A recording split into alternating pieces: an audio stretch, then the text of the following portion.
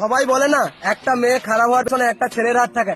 আমি তো বলবো একটা লয়াল মেয়ে খারাপ হওয়ার পিছনে তার 12 ভাতারি খানকিমাগি বান্ধবীর হাত থাকে।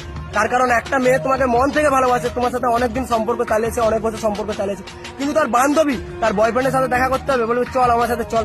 যে বলবে আমার বয়ফ্রেন্ডের সাথে যে ছেলেটা এসেছিল ওর সাথে প্রেম করবি, আমার একটা বন্ধু আছে তার সাথে প্রেম করবি, আমার এর সাথে প্রেম করবি, আমার বাবার সাথে প্রেম করবি, সব সময় তাকে অ্যাপ্রোচ করতেই থাকে। বলবে আমি তো 4 জনের সাথে চলে যাচ্ছি, কোথায় কিছু হচ্ছে না। আরে তোর বয়ফ্রেন্ড কিছু জানতেই পারবে না, দুদিন কথা বলে দেখ, যদি না ভালো লাগে কথা বলতে হবে না। তোর বয়ফ্রেন্ডকে কে বলতে যাচ্ছে, তোর বয়ফ্রেন্ডের ঘর তো অনেক দূরে, সে তো জানতেই পারবে না। আর এমন ভাবে ঠিক একটা মেয়ে কথা বলতে শুরু করে, কথা বলতে বলতে ছেলেটার থাকে এবার লুকোতে শুরু করে। আর একটা মেয়ে যখন একটা অন্য ছেলের সাথে কথা বলে সেটা মেয়েটার ব্যবহারেই বোঝা যায়। বাট মেয়েদের বুদ্ধি আটুতে থাকে, এমন এমন কাজ করে, ছেলেকে ব্লক করে ফোন করবে, ফোন করে বলবে যে বাবা ফোন করছিল, রাত 12টার সময় বলবে যে মাসি ফোন করেছিল তাই অন্য করে ব্যস্ত ছিল।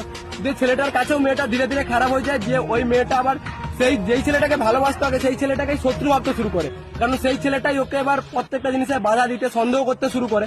যে ওই মেয়েটা এবার অন্য একটা ছেলের সাথে যখন দেখা করে যখন ওর সাথে কিছু শারীরিক কিছু করে নেয়, করার পর তখন মেয়েটা আগের যে ছেলেটাকে ভালোবাসতো তার সাথে ব্রেকআপ করতে চায়।